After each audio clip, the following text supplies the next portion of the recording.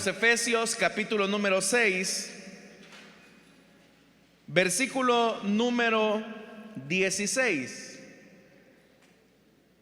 Esta mañana quiero terminar el tema que iniciamos el domingo anterior, flechas encendidas.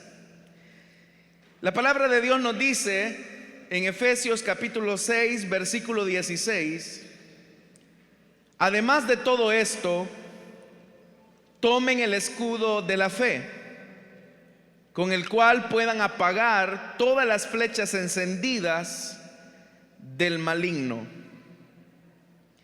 Amén. Hasta ahí dejamos la lectura, hermanos. Tengan la bondad de sentarse, por favor.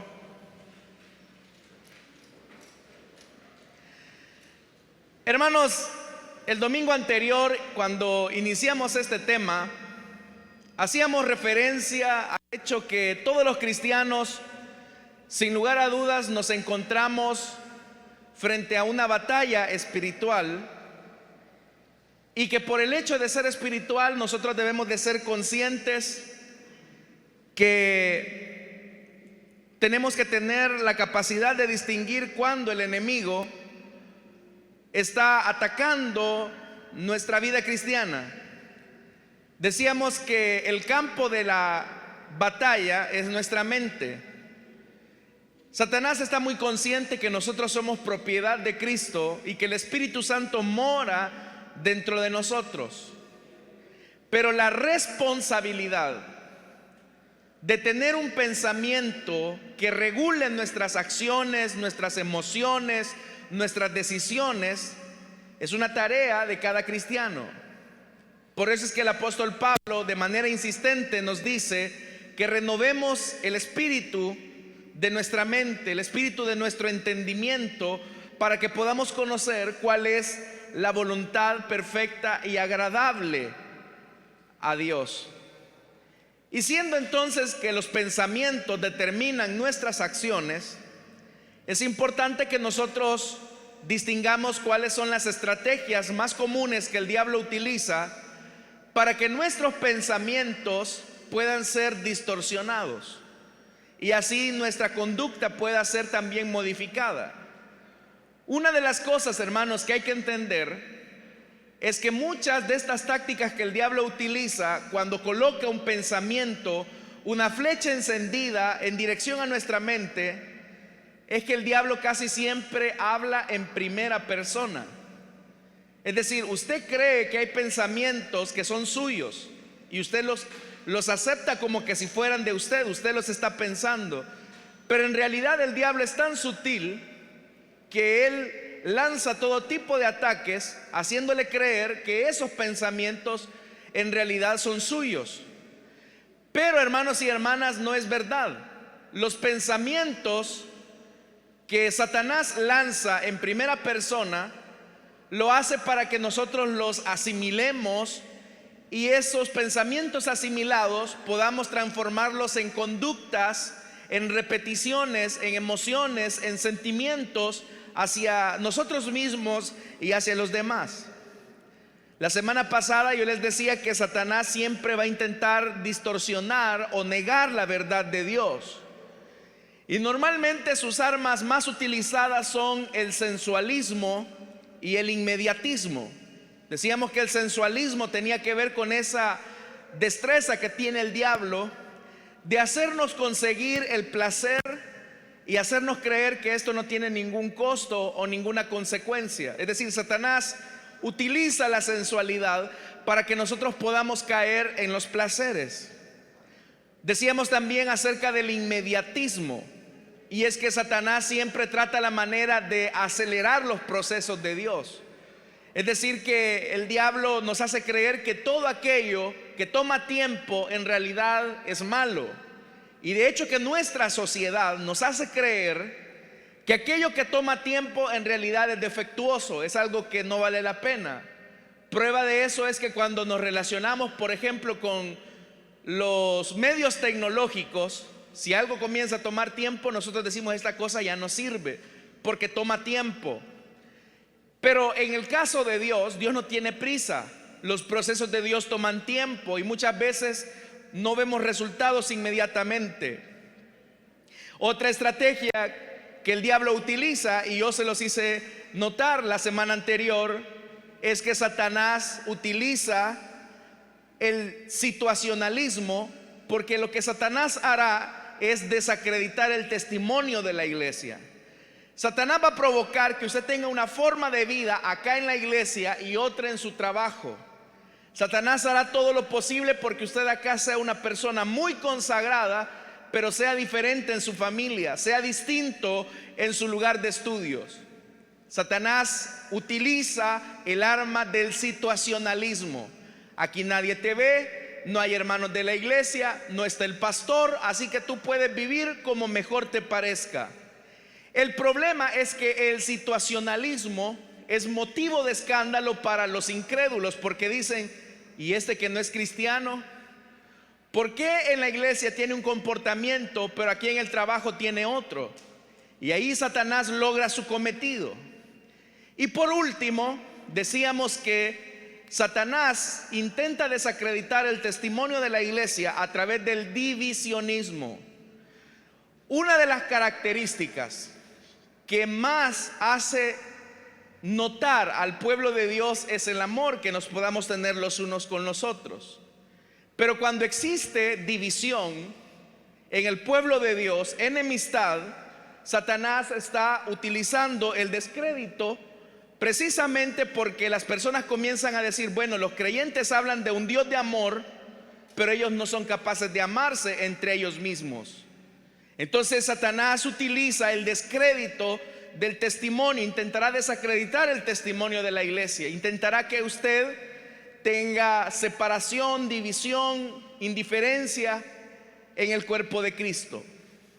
Ahora quiero hablar de la última estrategia más utilizada que el diablo utiliza para bombardearle a usted, para lanzarle flechas encendidas, que usted se embarace de esos pensamientos y su comportamiento sea el resultado de lo que piensa. Lo que el diablo utiliza más comúnmente es que él buscará destruir su entusiasmo como creyente por la obra de Dios. Satanás intentará deprimir o destruir el entusiasmo que usted tiene para la obra de Dios. Debemos de recordar, hermanos, que Dios se manifestó a nuestras vidas en su gracia, en su amor.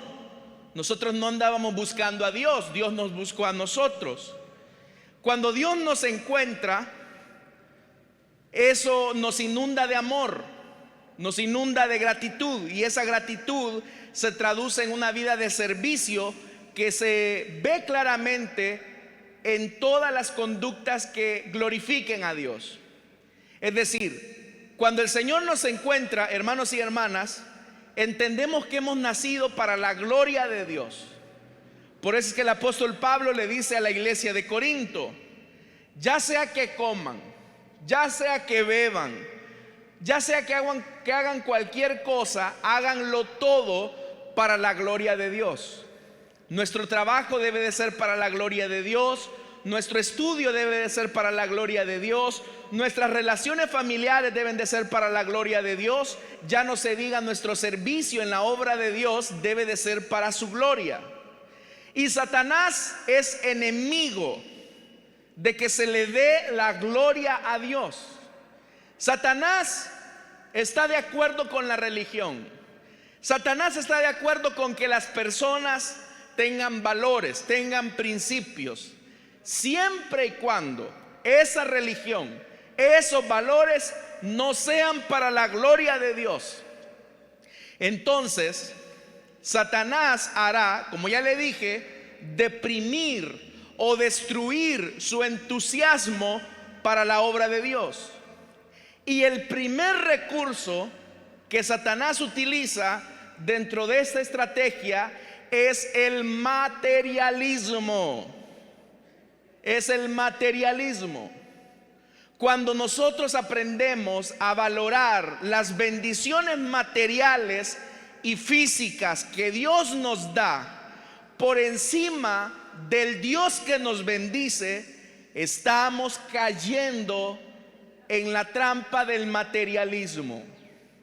Quiero decirles, hermanos y hermanas, que dentro de esto debemos de entender que a Dios le agrada que usted sea próspero.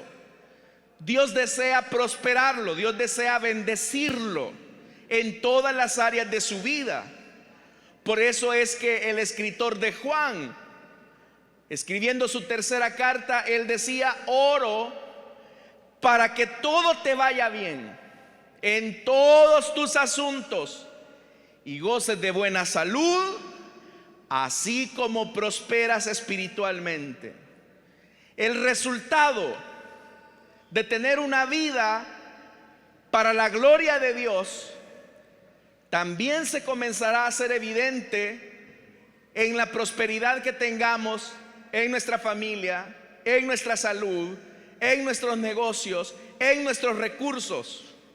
Normalmente nosotros tendemos a separar estas cosas y caemos en una especie de esquizofrenia espiritual, porque dividimos el mundo entre espiritual y secular, las cosas seculares y las cosas espirituales. Pero al hacer esa separación, que también es una estrategia del diablo, no nos damos cuenta que Dios está aquí en la iglesia, pero también está en el trabajo, también está en la familia, también está en la universidad. Entonces, hermanos y hermanas, indiscutiblemente que Dios desea que usted prospere en todo. Entonces, lo que Satanás hará es exacerbar sus fuerzas, sus energías, sus intereses por el tema material. Eso, hermanos y hermanas, provocará en usted un deseo de siempre querer tener más. Ahora quiero aclarar algo acá, que es importante. Todos necesitamos del recurso material, económico, de la salud. Pero cuando el fin que buscamos se coloca por encima de nuestra relación con Dios, es cuando hemos salido de curso y Satanás ha logrado su objetivo. De hecho, hermanos y hermanas, esto se ve tan claramente cuando Satanás se acerca ante el Señor y le dice acerca de Job: mira, Dios, en realidad Job te ama porque lo has bendecido en todo. Él tiene bienes materiales, lo has hecho un hombre rico, próspero. En realidad Él te ama por lo que tiene. Y vea, Job es el ejemplo de una persona que amaba a Dios y que como resultado de su amor a Dios, Dios lo bendecía. Esto, hermanos, del materialismo no solamente tiene que ver con personas que tienen ingresos, buenos ingresos. Podemos ser materialistas, hermanos, con el simple hecho de no dedicar o reservar un tiempo para Dios, como es este día, por ejemplo. Hay personas que dicen: bueno, es que el domingo es el único día que yo tengo para descansar, así que ¿para qué voy a ir a la iglesia? Mejor lo voy a escuchar por la radio, lo voy a ver por las redes sociales. Eso habla de tu materialismo, porque ese materialismo se traduce en el hecho: bueno, tú te mereces un descanso, ¿para qué vas a madrugar a ir a la iglesia? ¿Para qué te vas a dedicar a la obra de Dios? El pastor no te va a mantener, los hermanos de la iglesia no te van a pagar tus cuentas, así que tú tienes que trabajar. Dios bendijo el trabajo. Otras veces, hermanos, Satanás, como ya le dije, utilizando la primera persona en sus pensamientos, le dirá: estoy cansado, ¿para qué voy a ir a la iglesia? Es más, voy a llegar tarde, este gran tráfico que hay, yo no alcanzo a llegar.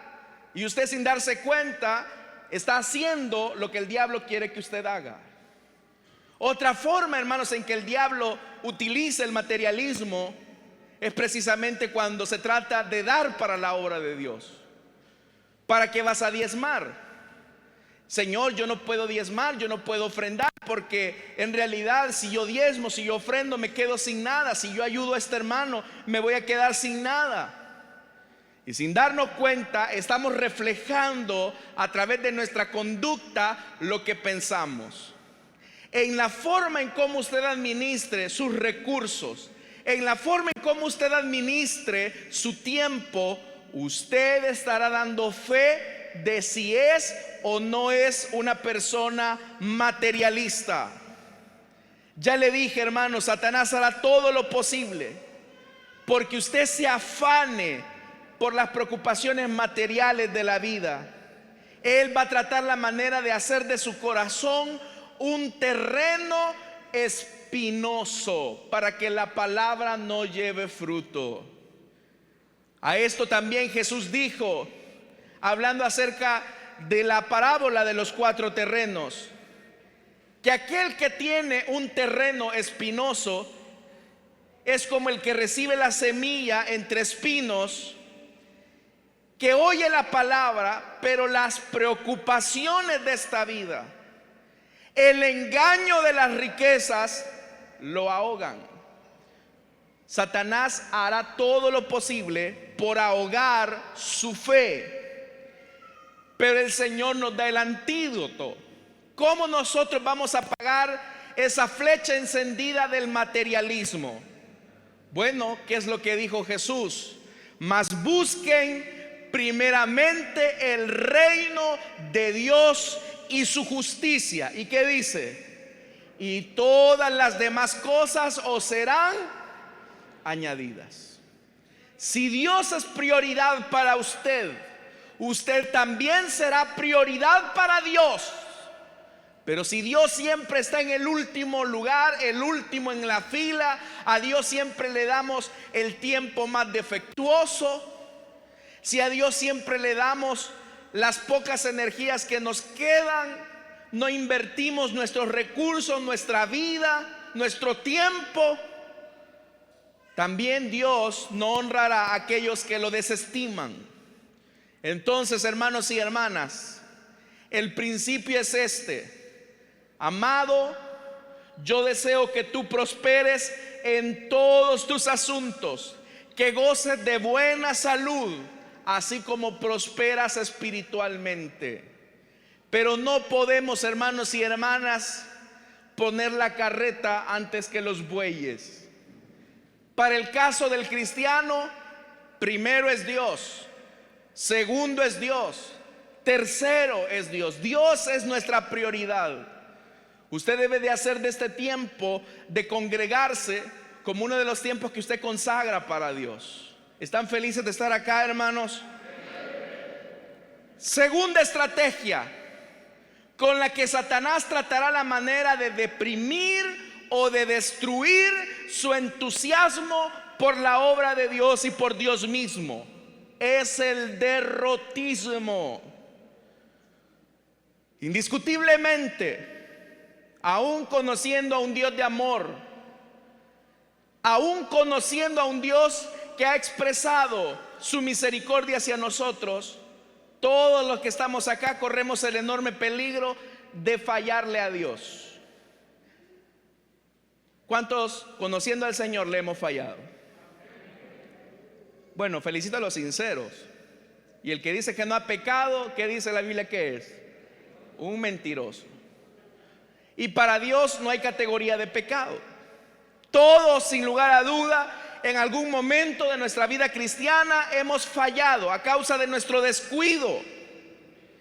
Pero cuando fallamos, Satanás hará todo lo posible para que su culpa se incremente y así la derrota sea aún mayor. Especialmente cuando hay una situación que se vuelve bastante repetitiva. Satanás hará todo lo posible por decirle: mira, la primera vez que le pediste perdón a Dios, Dios te puede entender, pero ya esta segunda, ya lo tuyo es deporte. Tú eres una persona muy sucia, ¿para qué te vas a acercar a Dios? Si vuelves otra vez a repetir lo mismo, si le vuelves a fallar, ¿qué hijo más malagradecido eres tú? Y si el diablo lo hace en primera persona, él hará cosas como: no sirvo, soy una basura, me siento lo peor, en realidad Dios no merece un hijo como yo, Dios ya no me va a perdonar. Y todos esos pensamientos nos comienzan a alejar, a deprimir, a destruir y a apagar nuestro amor por Dios. Hermanos y hermanas, si hay alguien que nos puede dar lección de lo que experimenta un cristiano derrotado, ese es Pedro. El Señor le advirtió a Pedro: Pedro, tú no te conoces. ¿Tú crees que estarías dispuesto a dar tu vida por mí? Pero no te conoces. No conoces cómo eres capaz de actuar cuando la presión llega. Y es ahí donde Jesús le dice: mira que Satanás te ha pedido para zarandearte. Y si no fuera porque yo he pedido al Padre por ti para que tu fe no falte, tú terminarías en la igual condición que Judas Iscariote. Hermanos y hermanas, Pedro negó al Señor no una, no dos, 3 veces. Pedro negó al Señor 3 veces.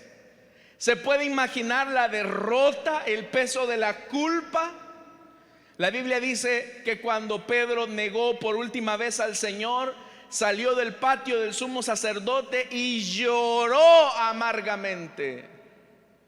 Y en ese momento le aseguro que el diablo llegó a susurrarle a Pedro: Pedro, qué bárbaro, Pedro. Él te hizo pescador de hombres. Él te hizo una persona para que le amaras y le sirvieras. Tú mismo le dijiste, Pedro, que no lo negarías. Y mira lo que has hecho. Has negado al Señor con maldición, Pedro. Si no fuera porque el Señor Jesucristo, como sumo sacerdote, intercedió por Pedro para que su fe no faltara, Pedro hubiese terminado igual que Judas. Porque una derrota que no se sabe manejar, hermanos y hermanas, es atarse una soga al cuello. Entonces, ¿qué hay que hacer cuando nos damos cuenta que hemos fallado? ¿Qué hay que hacer cuando realmente, hermanos, hemos pecado contra Dios? No es mentira. La misma palabra del Señor nos dice: hijitos míos, si alguno de vosotros ha pecado, ¿qué dice? Abogado tenemos para con el Padre, a Jesucristo, el Hijo de Dios. Satanás hará todo lo posible porque usted no se acerque a su abogado. Entonces, si aquí hay creyentes que creen que Dios les ha dado la espalda, déjeme decirle que ese es un engaño del diablo. Satanás ha venido para matar, hurtar y destruir.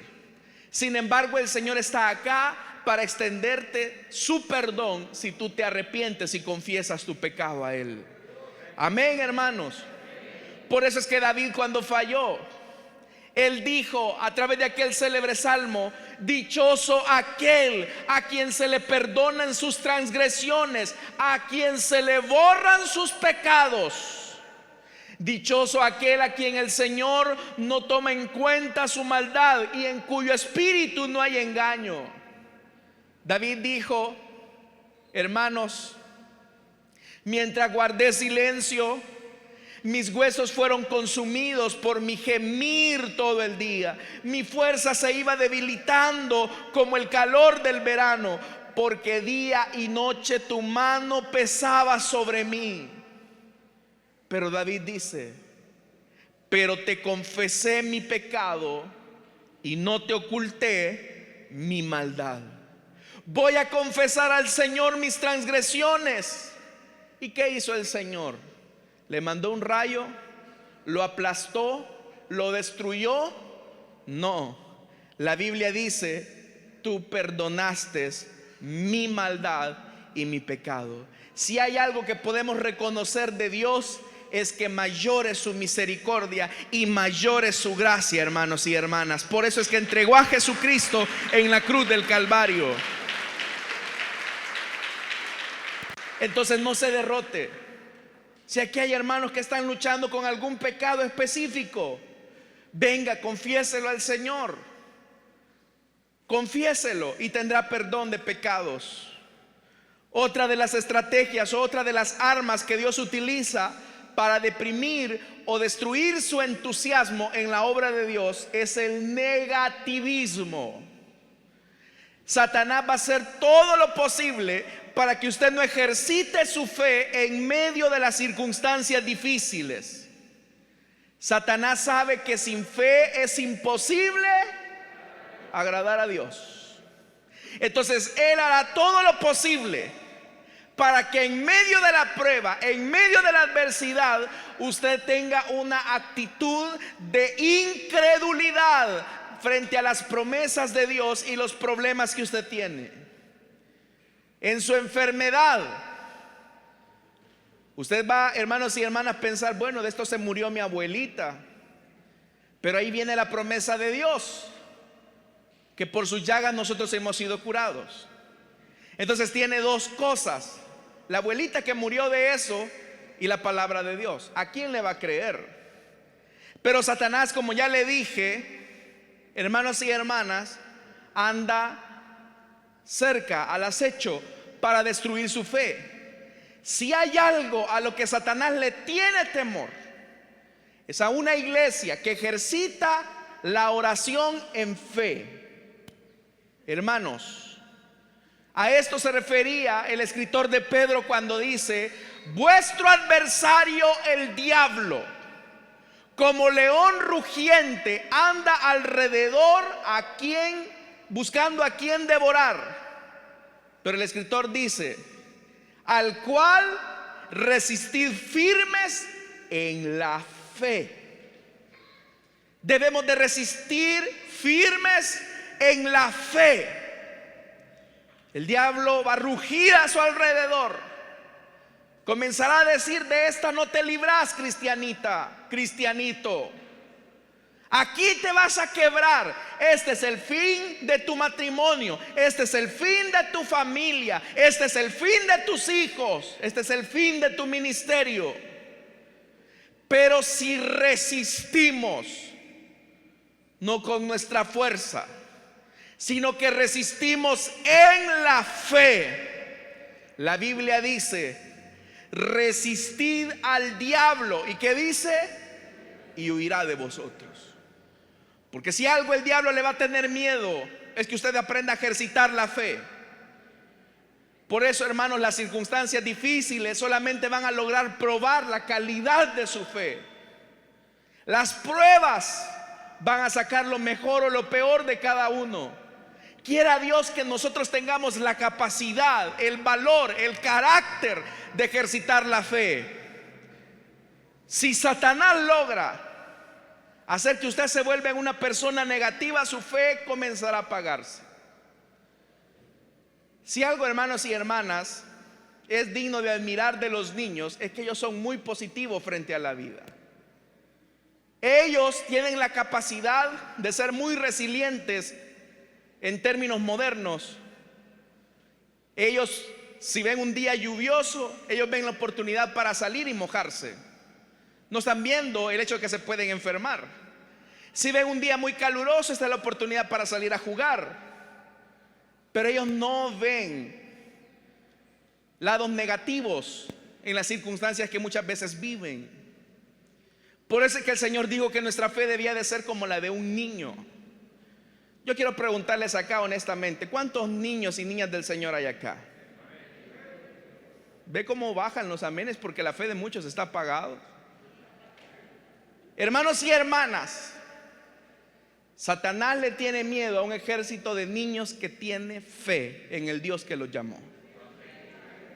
Por eso, aunque su pronóstico sea adverso, aunque las circunstancias digan que todo está en su contra, aprenda a ejercitar la fe, pues Dios no ha dejado desamparado a ninguno de sus hijos y jamás dejará defraudada la fe de alguien que cree en Él y en su poder. A Dios le agrada la fe. Por último, Satanás, hermanos y hermanas, si Satanás logra que usted sea una persona negativa, él lo va a llevar al segundo nivel. y es el pesimismo. El negativismo tiene que ver con nosotros. Pero cuando el negativismo se ha fermentado en nuestra mente, comenzamos a ser pesimistas frente a otros. Satanás va a hacer todo lo posible porque así como su fe se apagó en usted, usted le apague la fe a los hermanos. Vea si no es astuto el diablo.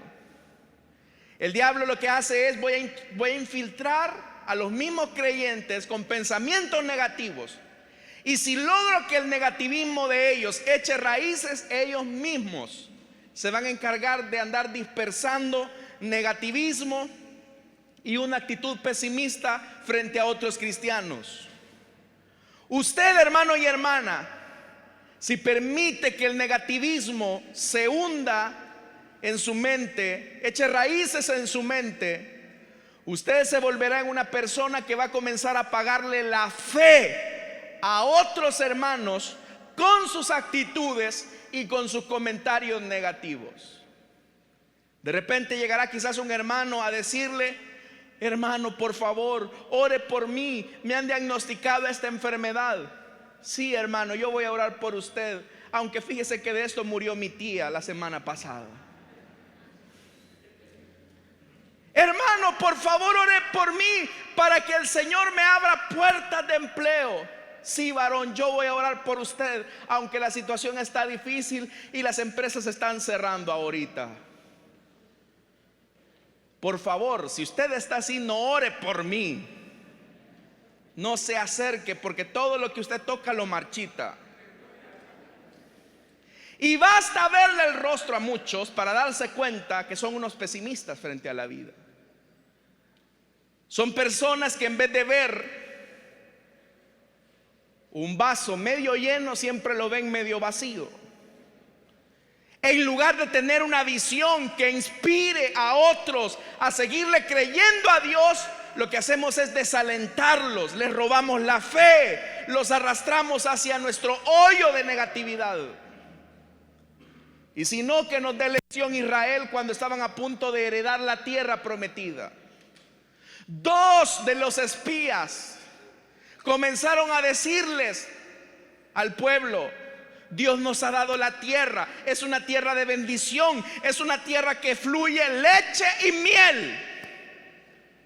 Pero 10 comenzaron a decir: parecemos cucarachas, nos van a aplastar, están amuralladas, es que ahí nos vamos a morir, vámonos de regreso a Egipto. Y la gente comenzó a escuchar a los negativos, a los pesimistas. Hermanos y hermanas, la gente pesimista se esconde detrás de un discurso: es que soy realista, es que a mí me gusta ser realista, y por eso es que digo las cosas así como son.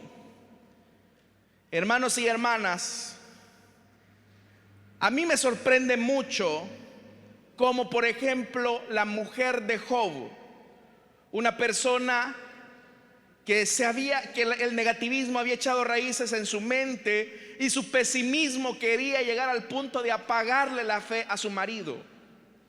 Usted se recordará en el libro de Job que la mujer, cuando vio a su marido tirado entre cenizas, lleno de llagas,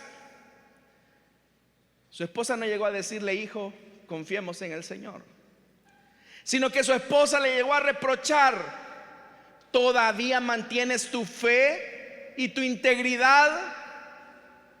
Maldice a tu Dios y muérete. Esta mujer quería pagarle la fe a Job, pero gracias a Dios, porque Job, hermanos y hermanas, le dijo: mujer, mira, en realidad has hablado como una, en el hebreo lo que dice es: has hablado como una tonta. Has hablado como una tonta. Porque si de Dios recibimos lo bueno, ¿cómo no vamos a recibir también lo malo? Sea el nombre de Dios bendito en todo.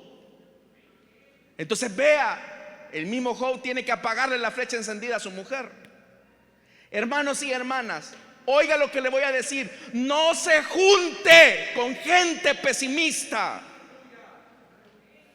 Porque puede ser que nosotros vayamos en la obra de Dios diciendo: hermanos, vamos a conquistar, vamos a abrir, hermanos, vamos a seguir luchando, nos vamos a abrir en medio de la pandemia. No, hermano, nadie quiere. Ya me cerraron 2 células, yo también voy a renunciar. Sacudas el pesimismo, hermano, porque mayor es nuestro Dios que pelea nuestra batalla, y Él no ha perdido ni una sola.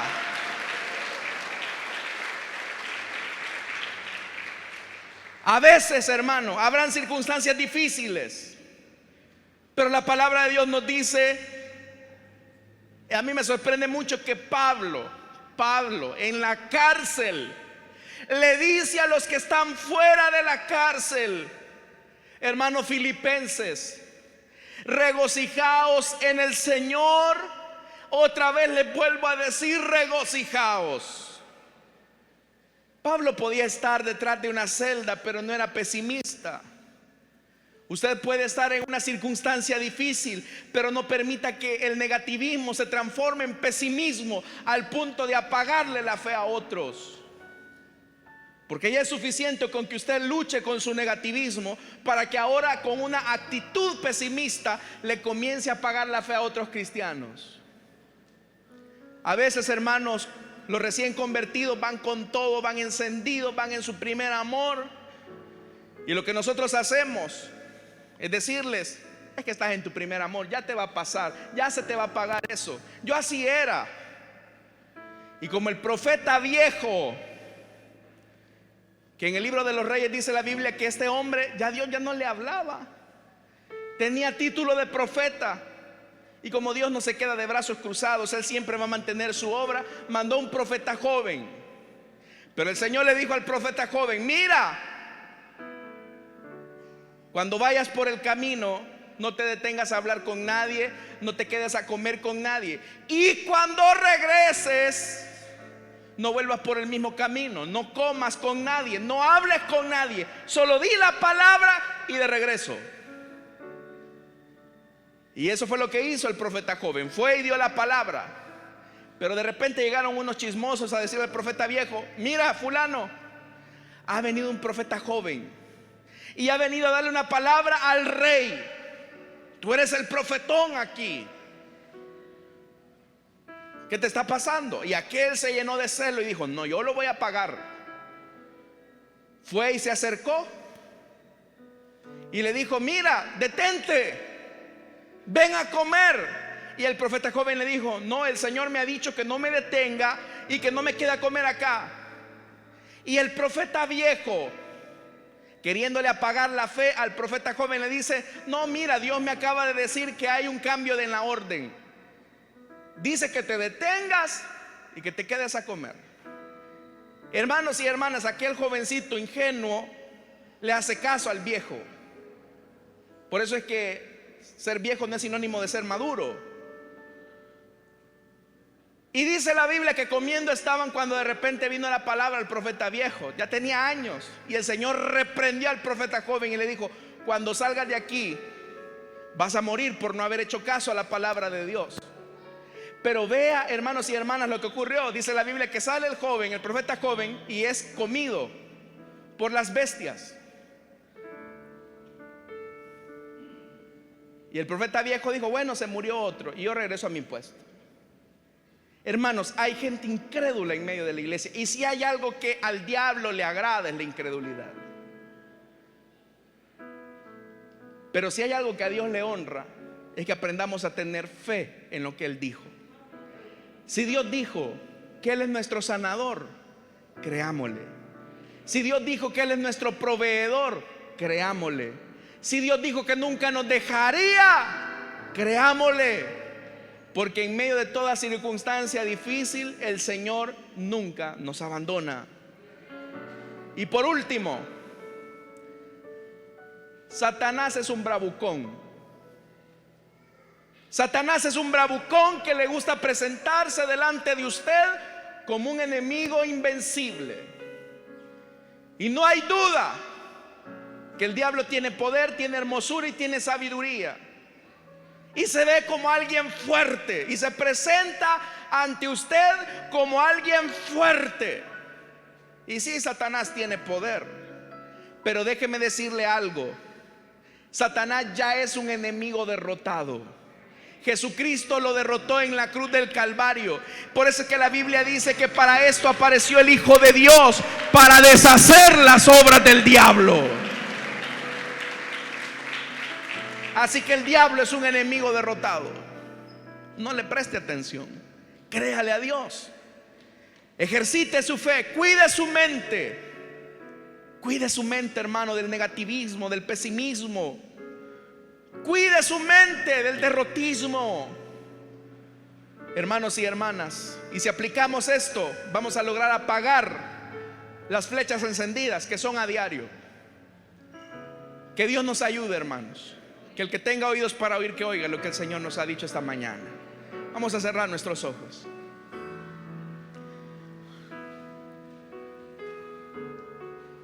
Esta mañana quiero hacer una invitación rápidamente para los amigos.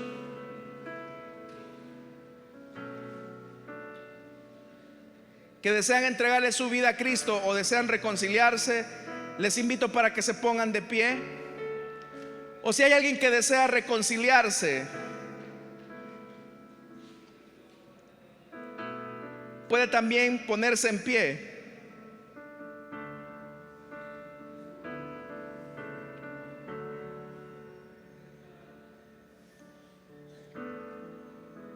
¿Habrá alguien? ¿Habrá alguien esta mañana que desea entregarle su vida a Cristo o quiere reconciliarse? Le invito para que en el lugar donde está pueda ponerse en pie. Quiero decirle algo: usted actúa como actúa porque piensa como piensa. Sus pensamientos determinan su forma de actuar. Pero Satanás es un enemigo derrotado. Él fue derrotado en la cruz del Calvario. ¿Habrá alguien esta mañana que desea entregarle su vida a Cristo o que desea reconciliarse? Puede ponerse en pie. ¿Habrá alguien?